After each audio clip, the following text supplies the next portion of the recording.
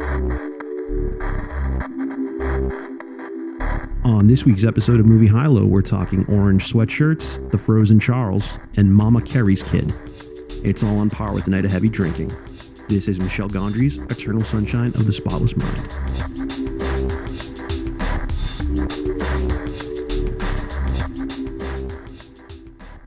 I had to set up a wireless printer tonight. That's always a pain in the ass. That's like literally I'm sure the listeners might understand that. It's a fate worse than death. It's probably in like Dante's 7 circles of hell. That's what I think hell is now. I think hell is setting up printers for all of eternity. Basically, it's that level of. You know what you should do? I just figured out what you should do with the old printer. Remember I was asking you earlier? What should I do with it? I think you figured out what it is. What? Set it on fire? Close. Should we do the Office Space thing? Yes, where we exactly just what I was thinking. Take a bat to it. Da, motherfucker, da, motherfucker, da. If we could find that axe anywhere, we could take the axe to it. That'd be fun. Oh, that'd be fun. I would love to smash. We have a backyard. We could totally smash things or smash a printer, or like set things on fire. And then we could name our band Smashing Printers. Smashing Printers.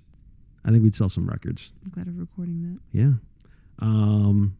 So hey everybody, welcome to another episode of Movie High-Low, a podcast discussing the best in. Why do you always do that? I don't know, because I feel like I need to say something too. Okay. I'm Dom. And this is Dee. And we are on our 5th episode ever of Movie High-Low. I feel like this is a... it's been a wild ride. Really has.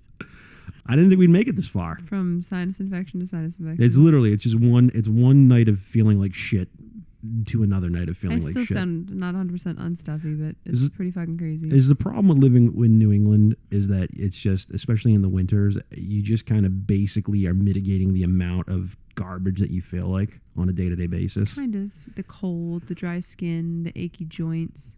It's no fun. All of it. I don't understand. Getting up early, it's dark out, it's frigid, it's like death. It's like the universe is telling you, no, stay home in your house where it's nice and warm and you can keep sleeping because it's still dark out and freezing. Like, just nothing about the world is inviting you into it. It's like, no, just stay the fuck home. Yeah. And you can't. Yeah. You got to get your ass up, sun's coming up, and come home after the sun goes down. Makes you wonder why anyone wants to live here at all, ever. Well, it is beautiful. It can be. For like 2 months out of the year, it's gorgeous. Unless you're slamming into mailboxes. Unless you're slamming into mailboxes. Jesus Christ. I slammed into a mailbox. But let's not get into that because the insurance is still going to be, I'm sure, pending at this point to find out whether or not. At least you have your car back. That's nice. I do. It's nice being mobile again. I think that's one of the things. Time to go mobile. It's time to go mobile. This week, now that we've been talking about cold, shitty New England weather, it also seems appropriate. Kind of makes you want to go and lay down on your back and stare up at the sky at the Charles River. It sure does. On the frozen ice. And tell me the constellations you know. Yeah, Osidius Emphatic. Oh, cross and a swoop. Shut the fuck up. So we are doing, for this episode, we're doing actually a personal favorite of both of ours. The movie this week is Eternal Sunshine of the Spotless Mind, directed by Michel Gondry, released on March 19th, 2004. It is a high episode. Says who? Well, the folks at IMDb have given it an 8.3, which puts it in the top 100 IMDb movies at actually number 94. It's got a 93% rating on Rotten Tomatoes. It was nominated for 2 Oscars and won 1. It was nominated for Best Performance by an Actress in a Leading Role with Kate Winslet and won the Oscar for Best Screenplay by Charlie Kaufman and is just on dozens and dozens of Best of the Decade lists. I would defy you to find a Best of the Decade list that this movie is not on because it's very well revered and loved by many people, including ourselves. And rightfully so. It's kind of crazy thinking about the fact that in a month from now, it's going to be 15 years old. I think you mean 16 years old. If it was 2004 and it's 2020. Holy shit, wouldn't that be right. 16 years? Yeah, you're right. Can't do math anymore. You're mistaken. 16 years You're old. thinking it's 2019 still? I think I wish it was still 2019, to be honest. The thing about this movie is that what it feels like to me is that if you've ever been in a long-term relationship with somebody, there's at least one scene, if not multiple scenes in this movie that are going to feel like pages out of your own life. I think that's one of the cool things about this movie is that it is it's a heightened reality, but at the same time it feels very true to life. It feels very lived in.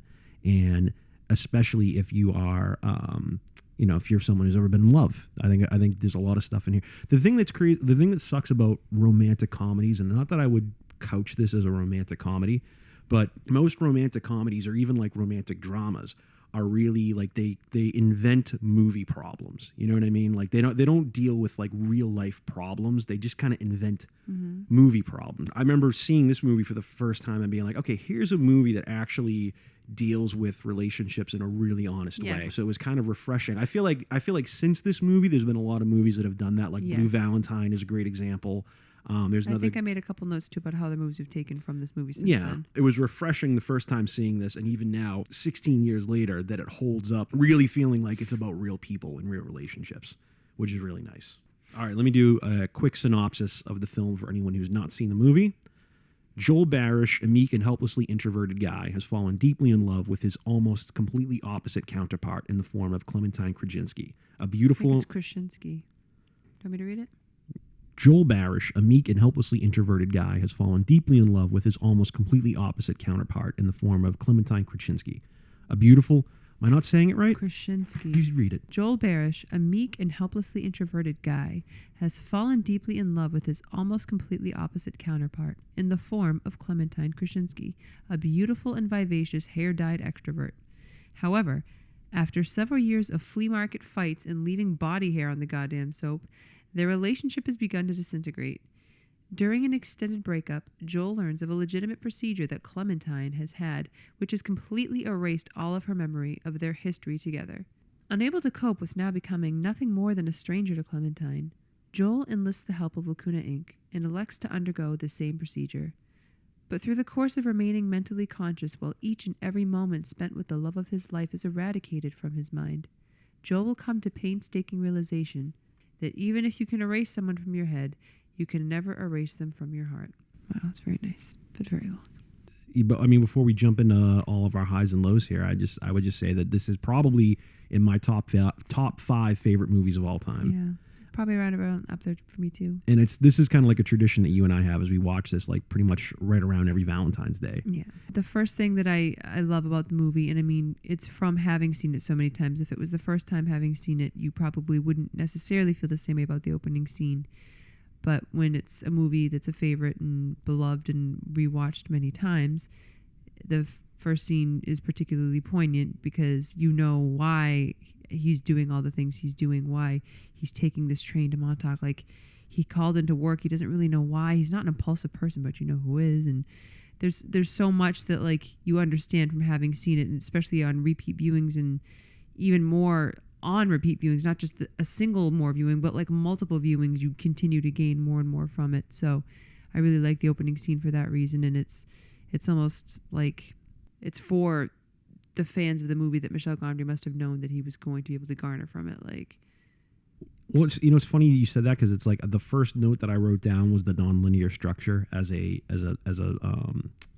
high, and what I wrote was that, but it works for the idea. The movie is totally, of course. Well, and the thing that erasing memories, and that's the thing is that the opening teaser, like the first 10 minutes of this movie, essentially happens before the opening title.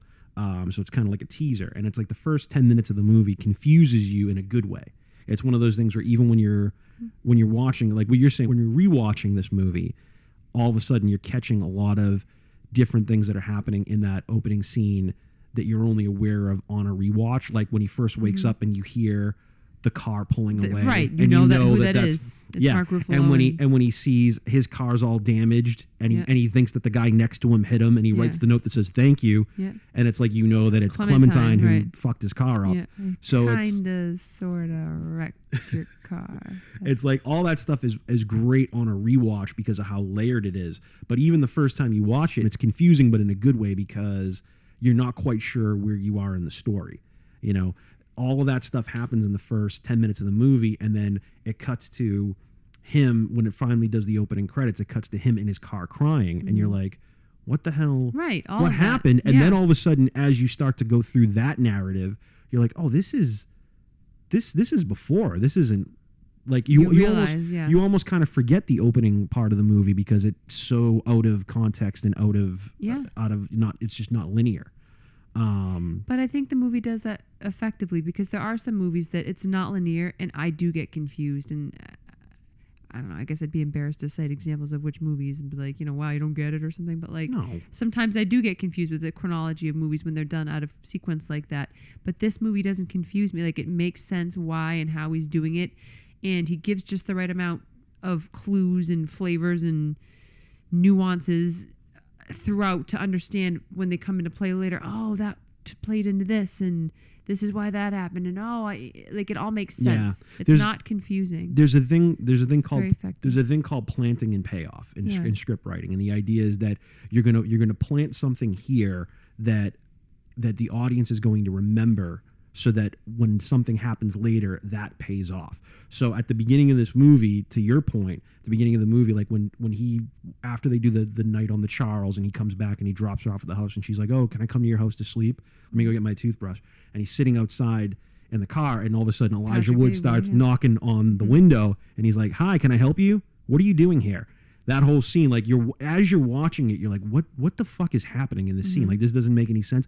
But you know that this is going to pay off at some point, that they want the scene to feel out of context and out of place, because it's going to pay off later. But you know what else? Not even just because of that, because also that's what it feels like to Joel's character. Right. He doesn't know who he is. Yeah. He doesn't understand. Yeah. It's true. Like, even the whole thing when you see Elijah Wood's character trying to court Kate Winslet, if you will, like, she falls for it a little bit first, but you can tell she's getting kind of signals that something's not right about this. Oh, I never met a guy that gave me a piece of jewelry. Like, she seems skeptical, like happy, but certainly skeptical. Like, looks at him kind of like, I'm on to you, something's fucked up. And then they get out to the Charles, and he says the line, like, literally rips it from her journal or whatever about, I could just die right now, Clem. I'm so happy. Like, I want to go home. Like, she's not falling for it. Something's telling her that this isn't right. I mean, that's also a big part of why it's being done that way, is because this is what it feels like for the characters. Because at one point it all would have made sense, but they erased each other, and now so much doesn't make sense. So it feels like that to us, but more importantly, it feels like that to them, and that's why stylistically it's done that way too, I think. So I would say, I don't know if you agree, but I would say that for sure, one of the big highs of the movie are the leading performances from Jim Carrey and Kate Winslet. Mm-hmm.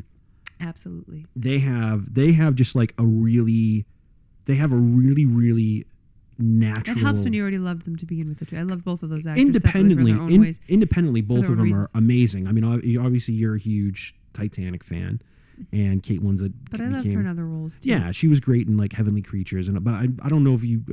I wasn't really aware of her, honestly. She was in Hideous Kinky.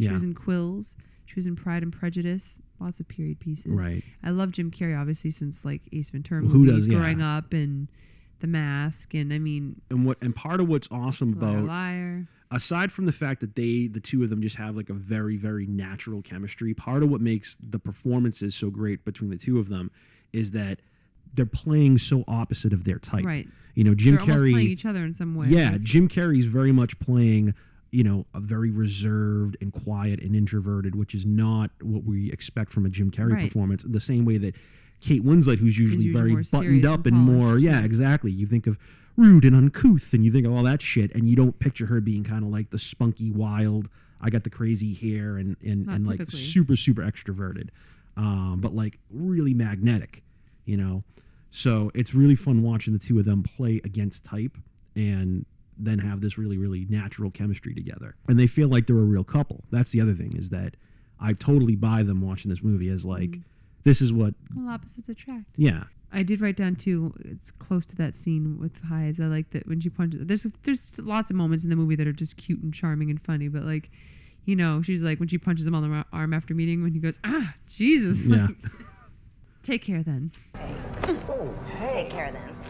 Jesus.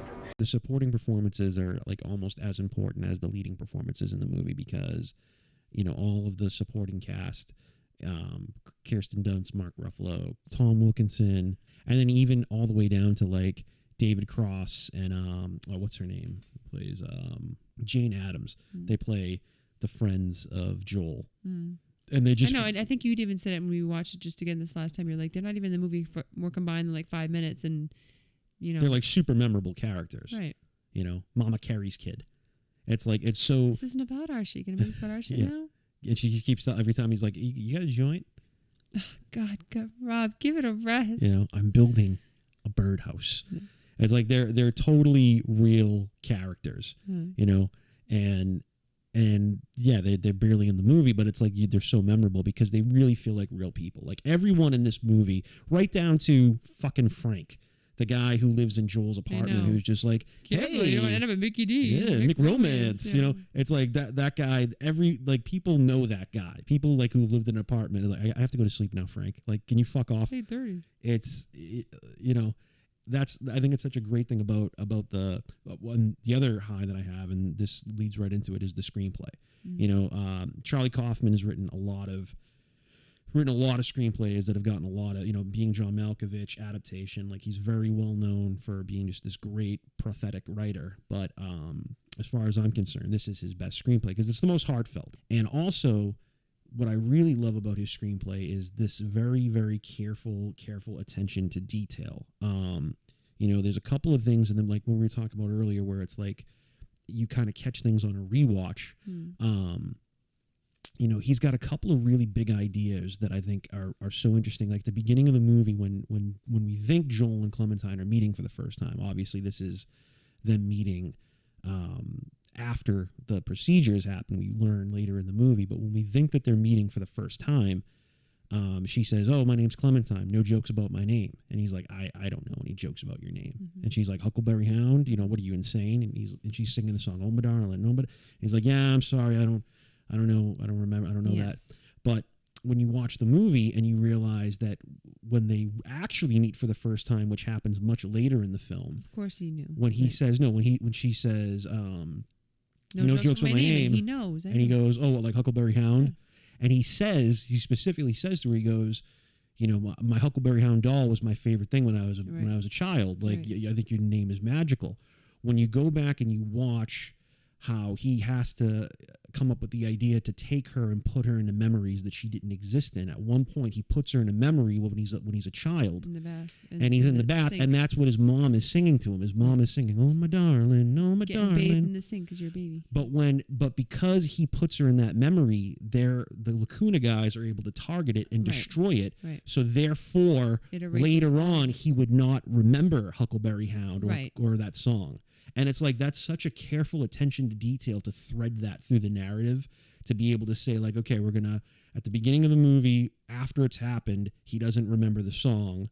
And then later on, like when he first meets her, he does know the song. And then we'll put that into one of the memories that gets erased. So you Like, understand how that happened. That's a brilliant, like, Yeah. people who are writing a script it's hard to keep that amount of detail in your mind. There was that much amount of care put into it, so of course. Yeah. There's another great scene that I think is, again, it's just one of those amazing little minor details that's so easy to miss. But when you watch it repeated, if you've seen it a few times, it like stands out. So I got to kind of go off topic to make my point here for a second. But there's a movie, I don't know if you remember the movie Solaris with George Clooney. It was actually a remake of like a 70s sci-fi movie. I think it was like a Swedish film. Clooney is a guy who his wife has committed suicide and he's never gotten over it. And then they want to send him up to this space station where this spaceship is orbiting this planet. And the spaceship won't come back home. And he has to try and go up there and find out why. And when he gets there, what happens is his dead wife shows up. And he freaks out and he locks her in an airlock and sends her out to space. But she shows up again later. And what he realizes is that the planet will manifest whatever your desire Why would he try to is. send her back into space? Because he freaked out because he didn't know. Why would he try to hang on to her? But he does after. He doesn't. It freaks him out. He doesn't know what the hell it is. Is it a ghost? Like, he doesn't even know what it is.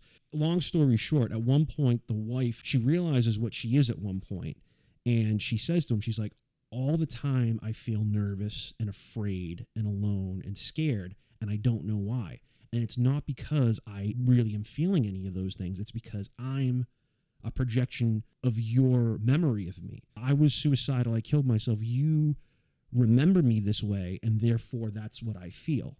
So where I'm trying to go with this is that at one point in the script, when you're in Jim Carrey's memories, when you're in Joel's memories, he encounters Mierzwiak, and he's explaining to Mierzwiak, like, "Oh my God, am I in my memory?" And he's like, "Yeah, this is what it would look like." And he's like, "You have to help me." And he's like, "How can I help you? I'm in your memory. I'm you." You know, so when you start to think about it, when you see Clementine in the second act of this movie, when it's the middle of the movie and it's all in Joel's head and it's all his memories, that's not really Clementine. Like it's his memory of Clementine, but it's not really Clementine. Right. So at one point in the movie, when they're walking through when they're walking in the woods, like on the fall day, and he's explaining what's happening, and she's going like, "Well, why don't you wake yourself up?" And You know me, I'm impulsive. right. When she says that, when she goes, "You It's know him. me, I'm impulsive," when she's saying it almost like patronizingly, it's because it's him, memory of him being like, "This is how I would behave. I'm Clementine," and it's like it's a minor, simple thing, but it is so indicative of great writing, of like being able to say, okay, when we're in his memories, it has to be portrayed this way because Clementine is really him. He does a similar thing in Being John Malkovich, like when Malkovich goes in to his own head and everyone is Malkovich. It's like he has these weirdo kind of crazy ideas, but I don't know. I just think that's really cool. It is, definitely. And, you know, it couldn't be done effectively if you didn't have great actors, too, Yeah. to pull it off. All right. Well, why don't we take a quick break and we'll come back and wrap up and do some more highs and some more lows. Rob, what are you doing? Well, what's your fucking suggestion, Carrie? What's your brilliant reason solution? Oh, you're gonna make this about our shit now? This isn't about us. I agree. It's not about us. It's about Joel, who's an adult, okay? Not Mama Carrie's kid. Hello. So, what do you think are some of the great scenes in the movie? I mean, there's so many. There's too many to count. I really like how they suffocate each other with the pillows, and it's like, you know, it's like it turns into she thinks like she actually killed him for a second, like what? Or like, you know, he's unconscious, like, and then he wakes up. She's like, oh God, that was terrible. And it's like, okay, one more, and then I get to go. It's like, it's cute. It's like that's one of the ways they pass the time together, like just pretending to kill each other. It's like pretending little somebody's- idiosyncratic things like Right. that are Oh like God, that was terrible. realistic. Like that's really like couples just being stupid and Yeah. being bored and like the I shit mean, but you there's do. so many great scenes in this movie, or like scenes that are just charming. I love the flea market scene, the flea market memory. Maybe we'll just go find you an antique rocking chair to die in. Because it's like it's such a real life Relationship argument. you know, where she says something about like, oh, I want to have a baby, and he's like, do you really think you could take care of a kid? Like he just says the wrong thing that immediately triggers her Right. to Or when he start- says she's constantly talking, and I'm not constantly Yeah. talking. Like people have to share things, Joel. It's Yeah. what intimacy is. and he can't, and God, like I'm really pissed that you said but I this. love the like she's not afraid to make a scene. She's not afraid to start yelling at him, and he's like literally putting his hands up like, oh, I don't want to talk about this. Like he just does like, can you please just not make a scene right now, right Yeah. here? Can we just talk about this in private later? I know I said the wrong thing. Like, does this have to happen right now? Yeah, And she doesn't give a shit. I know, and I wouldn't give a shit either, because it's I like know. you I know fucking you said. wouldn't. I know exactly. I'm just saying you're gonna start saying some shit, and then I'm supposed to just be cool. Like no, But he didn't mean no, to. He didn't mean to it say doesn't the wrong matter. thing. You said it. And I love just the visual thing that Michel Gondry does there when he puts up literally like as a practical effect as Joel's walking away, he puts up the it's like a glass that's like been frosted, and then he starts slowing down. So she's slowing down, and he's like in normal speed. Michel Gondry does a great. Every scene where they're eradicating the memories, he does a great thing where he finds a new or unique way To kind of dissolve. to them. show that the memory degradation. is breaking The down. degradation, the Yeah, degradation, yeah. It's really interesting how he does. Like every scene has its own interesting way of. And like, it almost seems to completely like breaking get, down. I guess, kind of worse as the movie progresses. Yeah. Or like the flipped, inverted facial features of Patrick when he's dropping the papers on the ground. Which is so and- cool because if you think about it, Joel never really saw him. Right. If he never really saw his face, he wouldn't have it in his memory to remember. Yeah. So it's going to be some weird, distorted version Yeah. of what Patrick looks like because he never really saw Or him. when she's storming away from him, she's walking away and she really has one One leg. leg, which is so weird. I never saw that until I think they pointed it out in the commentary. I don't think I'd ever seen that until You they would pointed notice it unless out. you were looking. It's right? so hard to catch that. But even that, like the car car's falls from falling. the sky, and then like all of the storefronts are dissolving. Mm-hmm. You know, he's in this loop where he can't, no matter which side of the frame he goes to, he can't get out of the scene. Mm-hmm. I also love the way that the movie works its way backwards. So it's like, so can we talk about the actual quote unquote science of what Lacuna is doing? Because I really think this is kind of interesting the way that they try to make it seem like it's a real procedure, you know? Like Lacuna It seems itself. like it could be. Lacuna itself. I bet there is this sort of procedure that's kind of like this. It doesn't seem that far-fetched an idea that it could actually be a medical procedure to exist. And also the way that they put like this weird kind of helmet CAT scan thing on his head, and they basically tell him like they take all the objects that remind you of her into this room, and they show it to him, and he starts to explain, "Oh, I got that at a blah, blah," and they're like, "No, don't say anything. We'll get a better reaction if you just Better read, yeah. we get a better read if you just react to it mentally." And you see what they're doing is that they're seeing on that helmet where the neurons are firing off in his brain. So it's like, okay, at this coordinate, when he sees this potato, you know, or this bracelet that he bought her, or this picture that he drew of her, this is the coordinate in his head of where the brain activity is firing off. So that's where we have to burn a hole into it. And that's how we'll get rid of that memory. So it almost like seems like, even though it's obviously not real, it almost kind of sets it in this kind of weird context. It feels like it could be real. It feels like it could be real. It feels like they could kind of perfect a procedure like that. And I love, too, that Lacuna itself, the facility, it seems so low tech. Like they're using that old printer to print out those shitty cards. Yeah, it's like going to the dentist. But you know what I mean? Like you would think this would be like a high, like state of the art institute, and they get there and it's just kind of like there's a little, you know, receptionist sitting there using like one of those old printers that uses like the printing paper that has like the little I holes know in the the things side. you get at the auto body. You know, Get so your oil change. it just has this kind of cool lo-fi vibe to it, even though it's supposed to be this real high tech procedure. I also think it's really cool once the movie gets into the memories, which is I think the most important part of the whole film and the best part of the film, that it naturally works its way backwards, right? So the first thing that we erase in Joel's brain are the memories, first of all, of him going to Lacuna. Like Right. those are the things It works its way backwards to when he first meets her, exactly. Right. So you have to get rid of those first memories of him even going to Lacuna. And then once it's revealed, like once it's the shot that pulls off of the bed and it shows Patrick and Mark Ruffalo in the room actually doing the erasing, all the memories that go backwards from there are, this is the last time that I saw you. It's him, like the literal breakup scene with them, and it works its way backwards. And I love that breakup scene when she comes home. I kind of sort of wrecked your car, that whole thing. Because I think it's just, I think What are you, a wino? there's just, yeah, do it. I love that. What are you, from the 50s or something? A wino? There's this great moment that I really feel like any guy who's being honest with himself knows this moment I mean, not even any guy, anyone who's been in a relationship and has been like loose-lipped or Let your anger get or, the best or, of you. or you just talk before you think. You know, anyone who has that problem, like I'm one of those people. I have that problem. I speak way faster than my brain can catch up to. But there's this great moment where she does the whole thing where she says, you know, oh, you know, you're mad because I was out all night and your wormy little brain, you think I fucked someone. And he goes, You're no, asking yourself, Clem. did you fuck yourself? Yeah, Did she yeah. fuck someone too? And he goes, no, Clem, I assume you fucked someone. Isn't that how you get people to like you? And immediately she gets up and he's like kind of chasing after her. And I really think that that's one of those moments where if you're being honest with yourself, like in a relationship, you've had that moment where the words aren't even halfway out of your mouth and you're already like, regret oh saying them. shit. Yeah, I Oh, shouldn't have said that. Fuck. You know, like, no, I didn't mean that, or I shouldn't have said that. Right. Or, so I think that's like such a real human moment. It absolutely is. And even though he's chasing around, he's going, I didn't mean it. You almost wonder, is that him in the actual scene? Like what actually happened then, him saying that? Or is it him now in the memory conscious of what happens next, trying to correct it?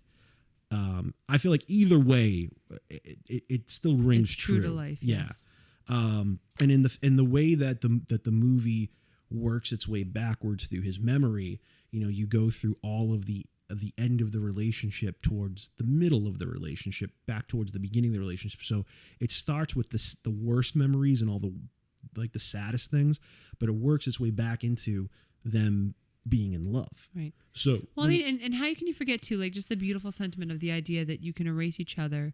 And this is one of the most romantic things about the movie is that you could erase somebody, but not truly, like you'd still find them, right? Meet me in Well, that, Like even- they still found each other. right. You and know? she, like that's beautiful. It is beautiful. And also all of the scenes that are happening concurrently with, when you're watching the storyline of Joel getting his memories erased, you're also watching the storyline of Patrick, who is trying to, I don't know what's the right word, like compel her or persuade her to Woo her. Yeah, and he's using all of wooing Joel's her. he's using all of Joel's fucking shit to Right. try and win her over, and she intrinsically knows that something is false about it. She like, and Kate Right. Winslet, the whole all of those scenes is so upset and can't put her finger on why she's upset, and it's because Getting old, my skin is falling yeah, off. but she knows something's missing, even though she can't remember what's missing. Like she can feel the absence of Right. Joel in her Yeah, life. Right. And Or what that's- about even when you see, like, when they do meet up again for the first time, when it's not really the first time, it's like two blue ruins and whatever, or blue moons, whatever she says. And she's so eager to like But jump back into that relationship. he goes, I feel like I have nothing to talk about. You should see my journal. It's just blank. Like, of course it's blank because you had to rip all the pages out that had anything to do with it. Like, but that's part of why she feels old and her skin's falling off. And what he's saying, my life is just sad and my journals are blank. Like, because it would seem to both of you at this point as though the past however many years hasn't even, like, nothing's happened because everything important has been erased. So why wouldn't you feel that way? Of course you would. or just the realization, or not even the realization because they haven't had this realization yet, but the reality of the fact that if you were physically able to erase somebody from your memory, you would still be erasing an enormous part of yourself. Of course. And that's- everything. and Your that's world what- revolves around each other. Yeah. Like, it would be like amnesia or something. Like, I mean, you just wake up one day and it's like the past couple of years, like, what have I been doing, or where have I been? It would just super be like, sad. yeah. The more you of watch- course you'd be depressed and melancholy and, out of sorts. And you should see my journal. My life is just sad. It's blank and I'm old and my skin's falling off. And why wouldn't you feel hopeless and awful like that? Because you feel like I haven't been doing anything the past couple of years. I've just, what, I've been asleep or something? Like, Yeah. that's a really scary thought. Yeah. Why wouldn't you feel that way? But also, I mean, you realize that, like, yeah, that's a big part of what she's saying to him at one point, where she's like, "This is what intimacy is. It's like sharing things." And that's another scene where he puts his foot in his mouth. Yeah. You know, Yeah, it's like, and I like how the cello like kicks in, like Yeah. when she rebuffs him.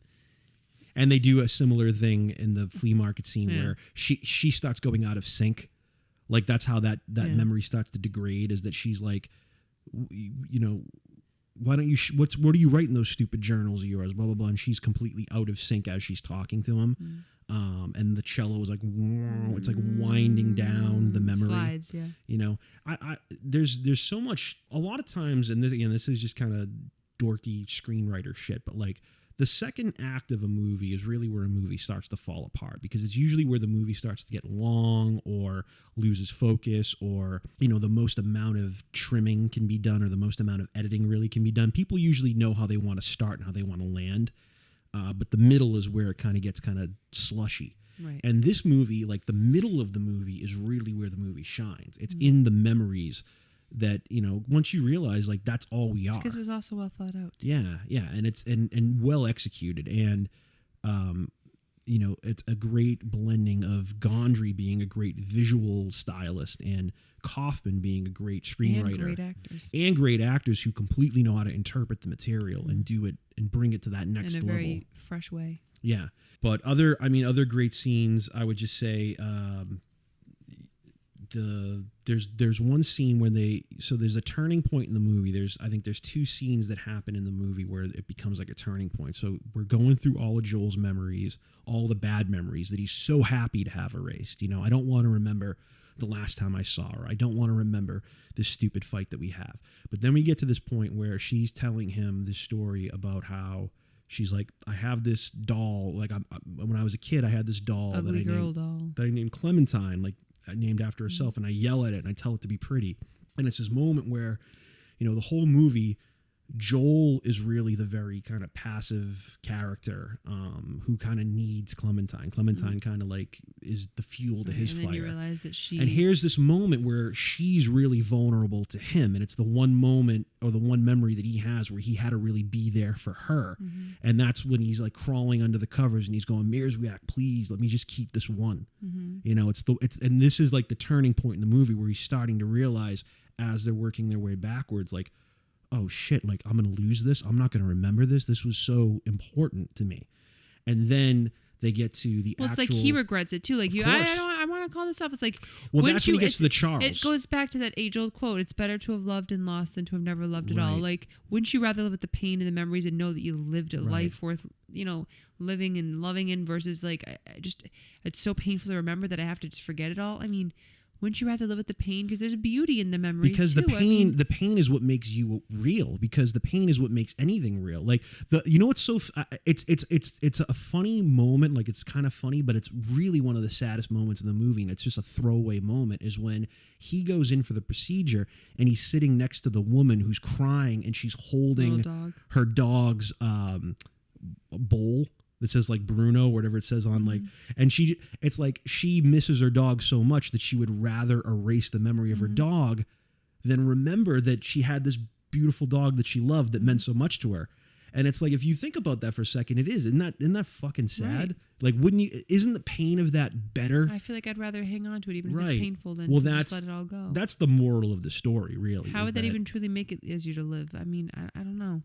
It's not like you're truly setting the reset button. Like you still have however many of your years of your life that you've spent. It's not like you just get to reset the clock. Yeah, but it's just gone. It's just absent. So why would you really want to do that? I guess. The other scene that you were talking about though is that once they actually get back to the first Charles scene, so we see the repeat Charles scene like in the opening teaser when that happens again, where they intrinsically know they want to relive that moment together.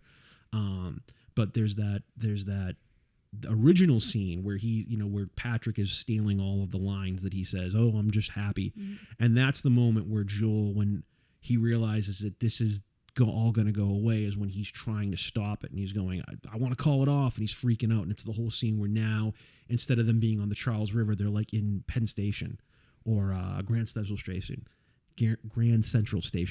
And she gets sucked away, and then he pulls her back and is like, okay, I'm going to hide you somewhere else in my head. And that's a brilliant like concept of, can I take something that doesn't belong here and hide it here so that they won't be able to find her. Right. And even this part of the science to it is that, okay, so now they've created this map of his head where they're going to burn all these holes in his brain so that he doesn't remember these moments in his life. But now he takes Clementine and he puts her in memories that she doesn't exist in, right? Row, row, row your boat. Right, humiliation, all of that stuff. But he puts her in all these moments that they don't belong in. And then it makes sense that, when Mierzwiak shows up and is like, okay, well, let's just look at what's firing off in his head at that moment. You know what I mean? Like, where's the brain activity happening right now? Oh, okay, this coordinate wasn't plotted, but this is the coordinate where brain activity is happening right now. Let's just fry it, and it's gone. Right. And that's why he's losing all of these other memories that have nothing to do with her. He's not going to remember row, row, row your boats. He's not going to remember the moment where his friends make him kill the bird, which is a great scene too. That's such a sad scene.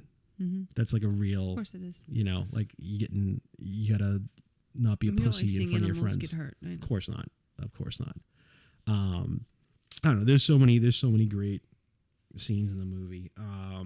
I love once they actually get to Montauk and you see the actual first meeting that they have is a great scene too, where some good calamari in Montauk. Yeah, because Montauk is kind of like where we live in Boston, like Cape Cod. Like Montauk is kind of like the Cape Cod of New York, from what I understand. Off of Long Island Sound? I think so. But like the whole scene where I love the moment where Carrie is trying to carry the cooler and she's like kind of slowly falling over. I know. And like David Cross's character just isn't paying attention. He's just getting his fucking I know. It is funny. His remote controlled plane, and he's not paying attention to her and she just falls over.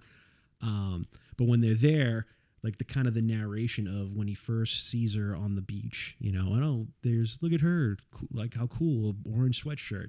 And then he's like, you sat down next to me and you said, you can eat that chicken? And you didn't even wait for an answer. You just picked it off my plate and ate it. It was so intimate. It was like we're already lovers. Yeah.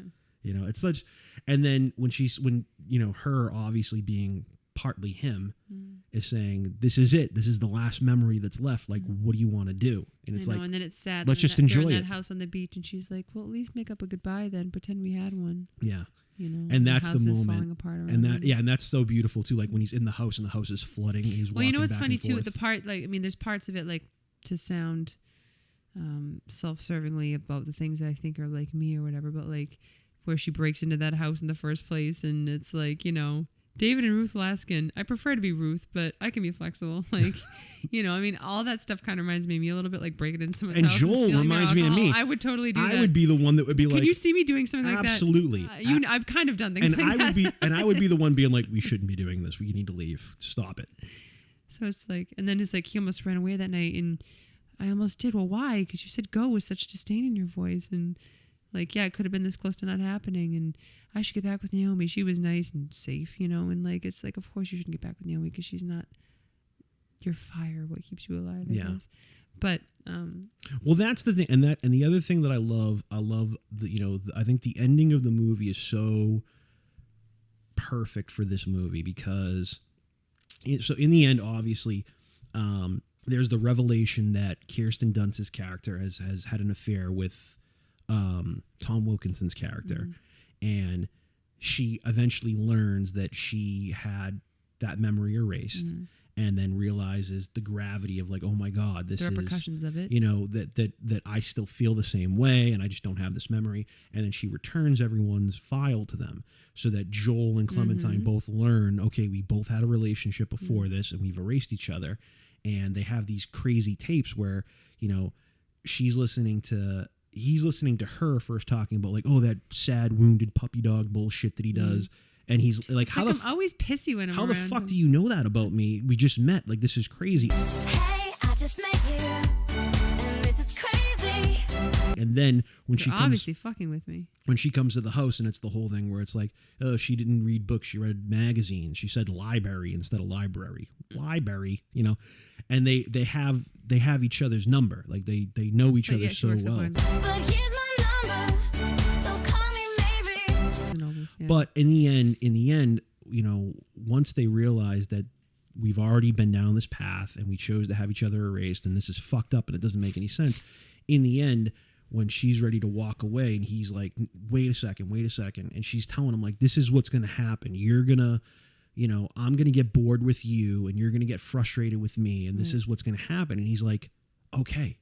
Right, okay. It's like, right, I would they can rather, accept each other. I know. I'd rather have this memory. I'd rather us crash and burn than have forgotten about it. So that last shot at the end of the movie where it's them running in the snow and it jump cuts and repeats and jump cuts and repeats. It's like, it's such a great ending of like, they're willing to do this again Right. because it's more important, like you said, to have loved and lost than never to have loved at all. Of course. And in the original screenplay, from what I've read in the original screenplay, I think what happened was they're like older. They're like in their 50s or 60s.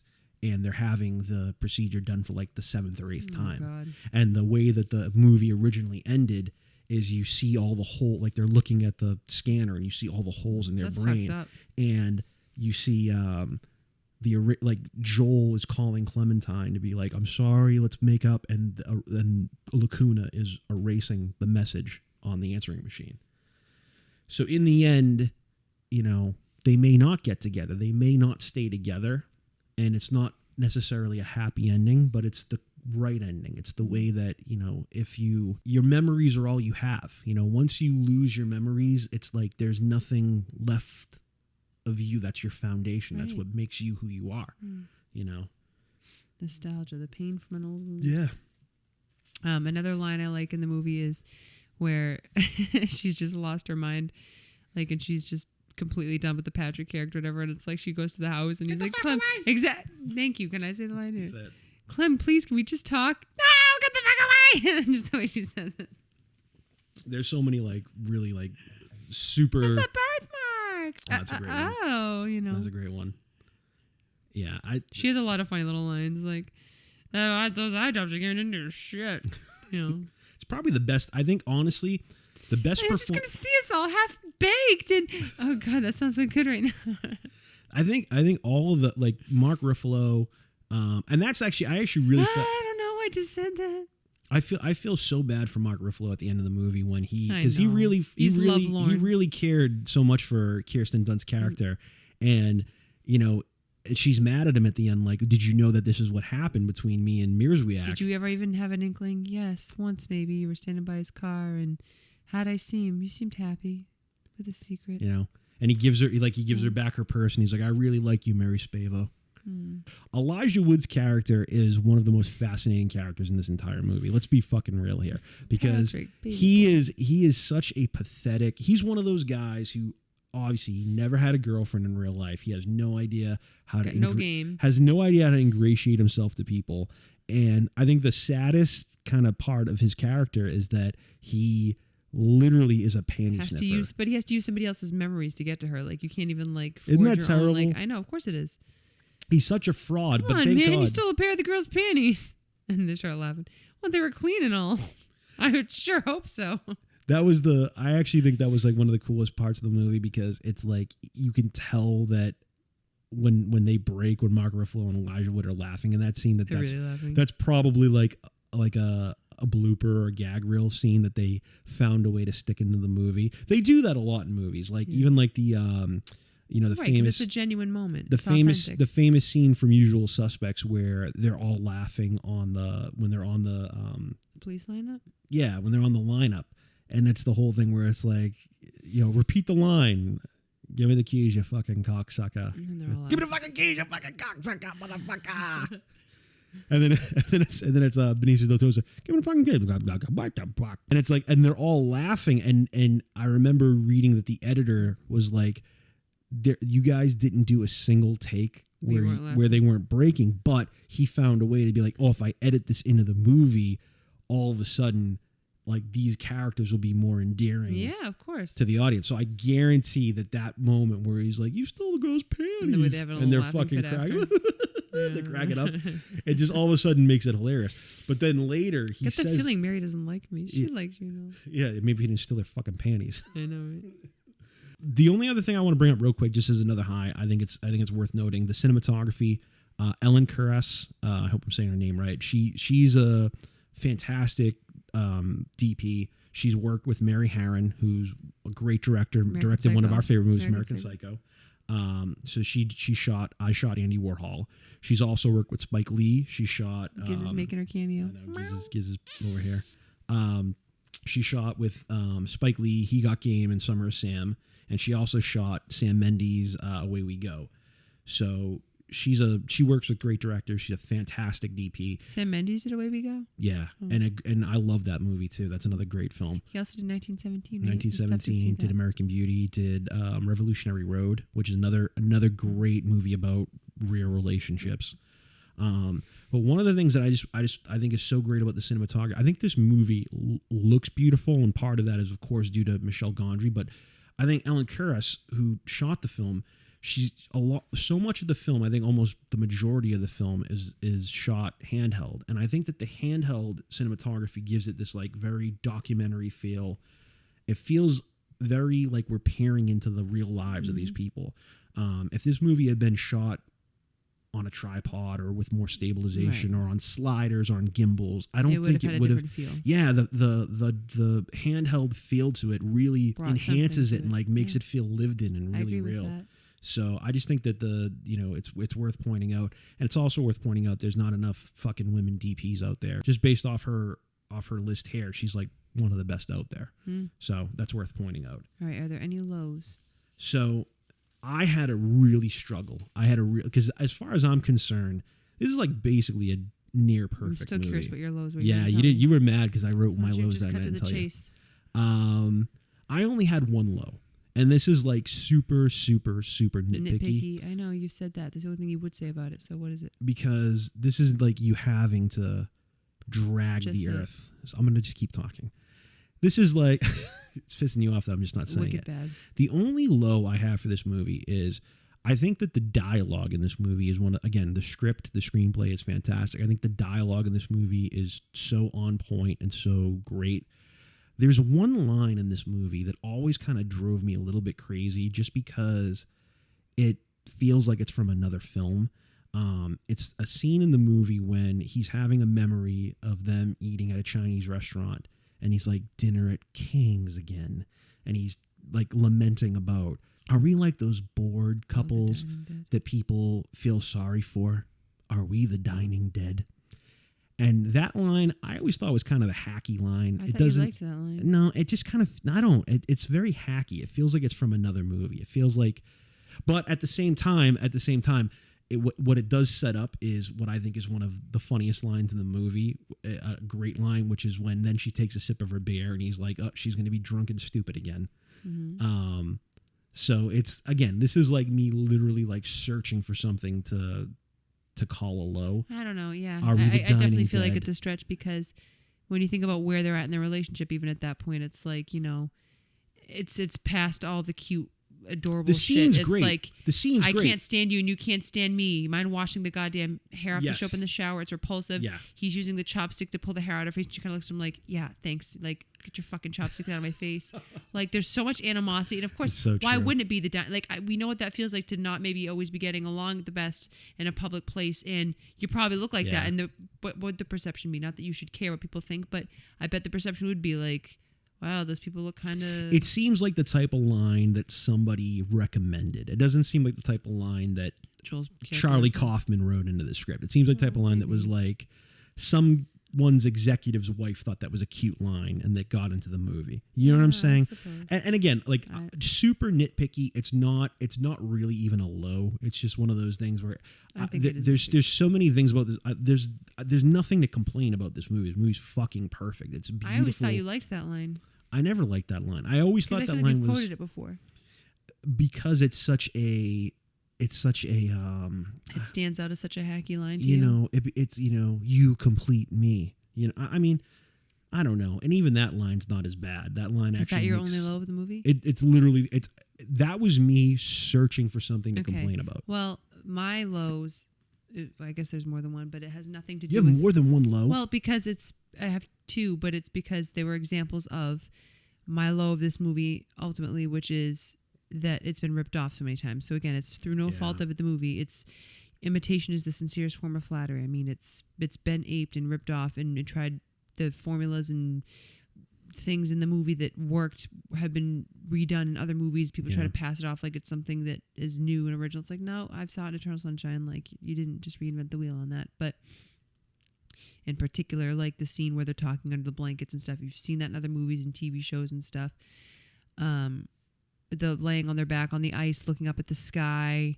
Which is I remember great in Hot Tub Time iconic Machine, it's shot. like there's literally a scene. There's other movies and stuff that do that. I think those were actually those were the two shots I wrote down, but I'm sure there's other things in the movie. If I really think about it, that I can be like, oh yeah, they did this in that movie too, and just No, I understand what you're saying. And that I think the unfortunate thing like, about or even like the whimsicality of it, like you said, Blue Valentine, definitely derivative. Like, But you know, Blue Valen- I'm just playing my ukulele on the sidewalk and she's dancing and it's so random and look how quirky and whimsical come we are. on, don't say Look that. at you. I'm just saying, it's Don't like, say that. but it's trying to do that. It's trying to capture the essence of Yeah. This. Okay. You know what? This is what's fair about that. What's fair about that is that, yes. Hold on a second though. Don't you think that when you're first falling in love, there is a level of kind of like sentimental bullshit? That there's Okay. a level of to like different degrees. depending on who everything's you are. adorable. Everything is so funny and beautiful, and like what you were saying, like what you were just saying before, when he's trying to pull her hair out of her face with the chopsticks, and she's like, "Fuck you!" Like she's looking at him She makes like, a face like, thanks, you know, can you asshole." take your fucking? Can you get the hair off the goddamn soap? Like there is a level of like, after a certain point, you're kind of through. All the cutesiness is over. But there's a point before that where almost like the same thing. If he had done that, everything is cute. if he had done that thing with the chopsticks, like She would have like, yeah, exactly. It would have been something adorable. It would have been something, I'm gonna bite your chapstick. So it's like there's a level of there's kind of a level of if you think about it, when you're falling in love, the things that you end up hating about a person or being stressed out about a person later, it's almost the same thing. It's not even. It's not. All of a even, sudden, things that were cute are so annoying, right? Like I fucking hate. What was you. the joke? The whole thing about the way she eats broccoli. The whole thing, the Sebastian Maniscalco joke, like she eats broccoli. It's the way she fucking eats broccoli. Like the thing that he loved about her is the thing that he can't fucking stand about her after. I know. It's really true. It's a real thing. Yeah. Blue Valentine. Blue Valentine is a. I love that movie, and actually, a thing that I love. I'm not saying the whole movie is like that, but there's flavors and essences that are captured, and it feels like they're derivative of this film. And I could be wrong. You're not Might wrong. not You're be. absolutely not It's wrong. an opinion, but who's to say that those were the direct influences? That's the thing about being a landmark movie. The curse of a landmark movie is that once you do it this well, everyone has to copy you. To my sensibilities, this is like one of the most original movies you can watch about love, because the originality of it comes from the idea of exploring someone's memory. The idea of like, once you realize that your memory is all that you are, it becomes is. so It's fragile. everything. It becomes it's so your spirit. It's your soul. fragile. It's just It's like not the body that's the most valuable thing. that's I mean, why it's that's why something like Alzheimer's to me is the saddest thing that can happen to you. Scary. It's that you lose yourself. You literally don't your have sense of access identity. to all of the things that That made make you you. who you were.